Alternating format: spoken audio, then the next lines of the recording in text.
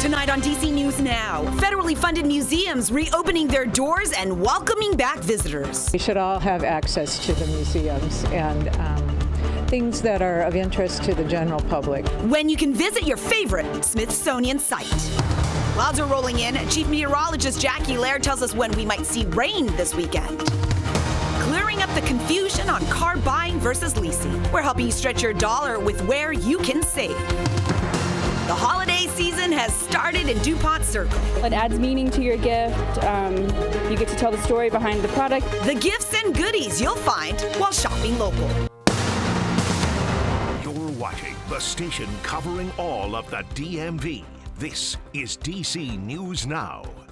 Hi, everyone. Thank you so much for joining us for DC News Now at 6. I'm Susan Tran. Chris Flanagan has the night off.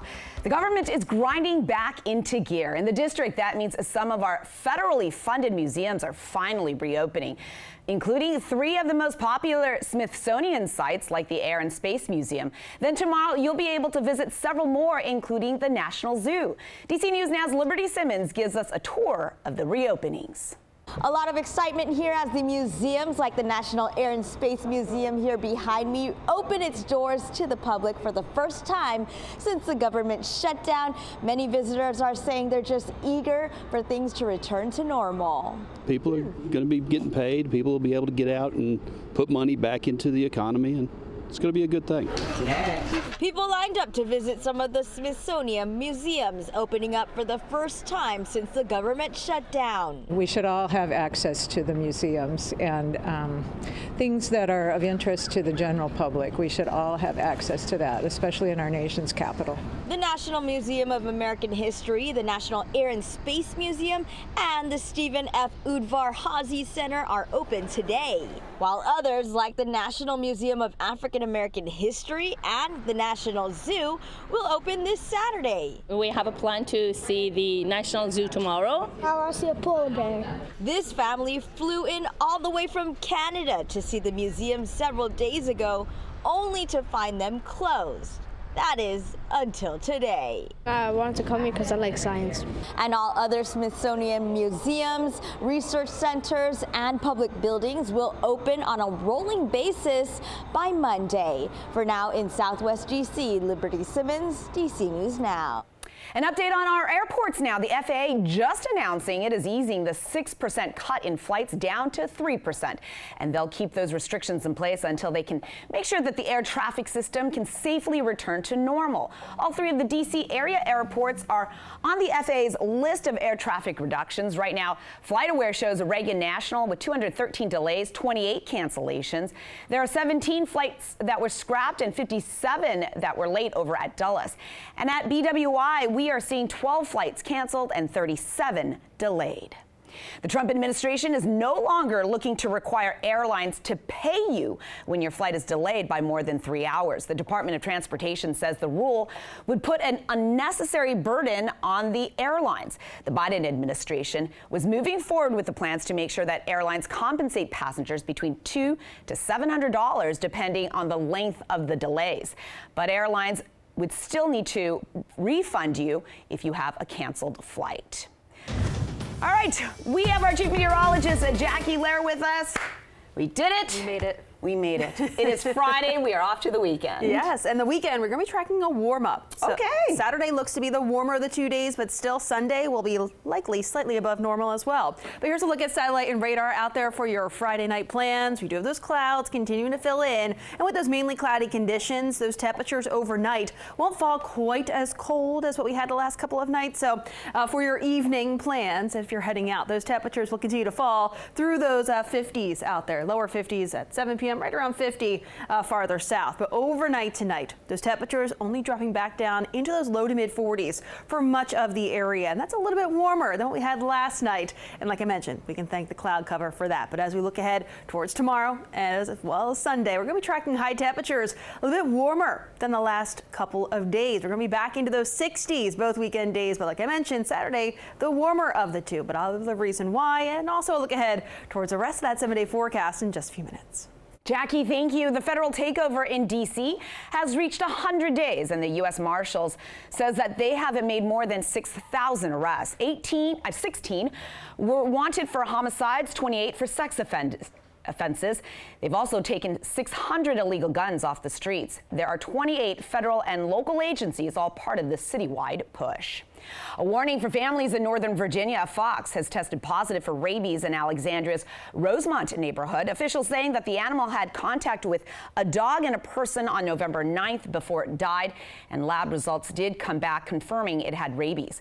They're warning families to be on alert, and if you see an animal acting strangely, to call animal control and the health department right away. Let's stay in Northern Virginia now, and a gas leak last night in Prince William County forcing 82 people out of their homes. Firefighters say a crew fixing a water main accidentally hit a 3-inch gas line, and they had to evacuate 65 townhouses. The families were bussed over to the Woodbridge High School, with some who had to spend the night. Crews did fix that leak right after midnight. The holiday season has started in the district. We are looking live right now at the newly opened holiday market there at DuPont Circle. And here's DC News Now's Marielle Carbone to take us shopping. It is just day one of the DC Holiday Market. You can already see a bit of a crowd coming down here. Now, this is the second year it is open here in DuPont, and from candies to crafts, there's really everything you need to get in the holiday spirit.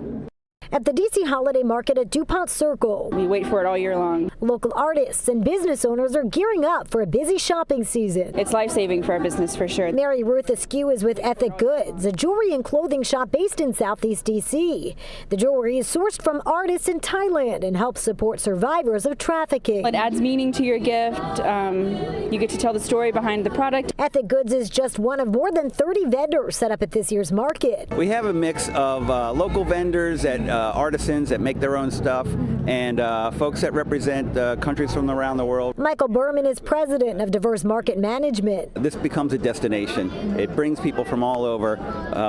It's very joyful, but then they come and then they see the rest of the area. Then they're going to go out for dinner, they're going to go to the bars, they're going to go see the other retail here. It's a great way to get out of the house and to get into the neighborhoods. Jordan Mansour runs Simple Mind Design with his wife. Hand-drawn designs by me, and then we use those designs and we create wood art. He's encouraging everyone to shop local this holiday season. This market brings in a large amount of our annual revenue, so it's really important that people shop small and come out to support the people who offer unique gift items to everyday people.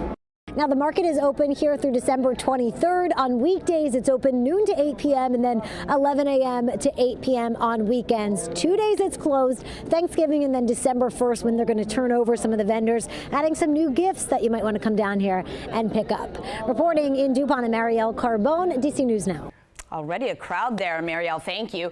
If you're headed over, just be aware there will be road closures in that area. New Hampshire, in fact, from DuPont Circle to Q Street will be closed through December 14th. The downtown DC Holiday Market, that is opening up next Friday. The open air space in the Chinatown Penn Quarter area will feature dozens of little shops, festive decor, outdoor fire pits, plus food and drinks.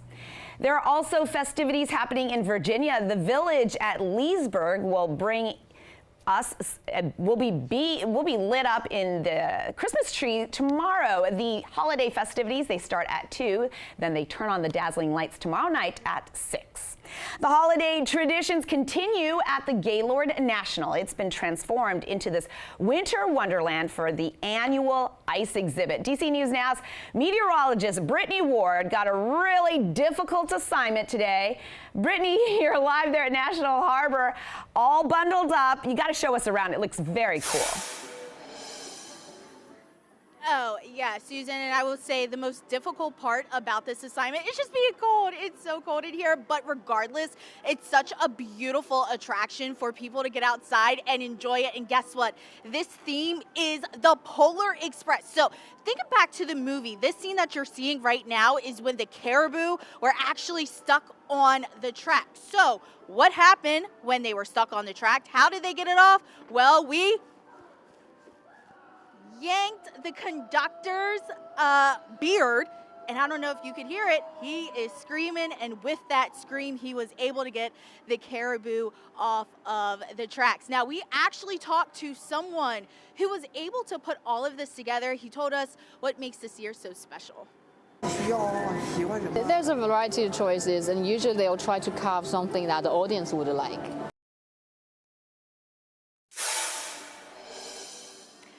Yeah, so, you know, just kind of going over everything, believe it or not, it took 12,000 hours of manpower to put all of this together in 33 days. Can you believe it? But hey, I will say the Polar Express is my all-time favorite Christmas movie. So I am just in awe of all of this, and I'm super excited to be here. So Susan, I'm going to send things back over to you. Brittany, I had a long, in-depth conversation with Chief Meteorologist Jackie Lair yesterday about this ice event, and I have to find out if you have a favorite out there, because Jackie seemed to point out several that she loves. Ooh.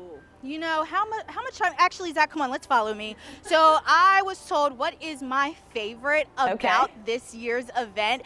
It's between the beard that you saw, and then it's also between the slide that I did earlier, but my very first live shot, we could actually get on the Polar Express. So come on with me. Let's go on the Polar Express. Thank you, conductor, for giving me my golden ticket.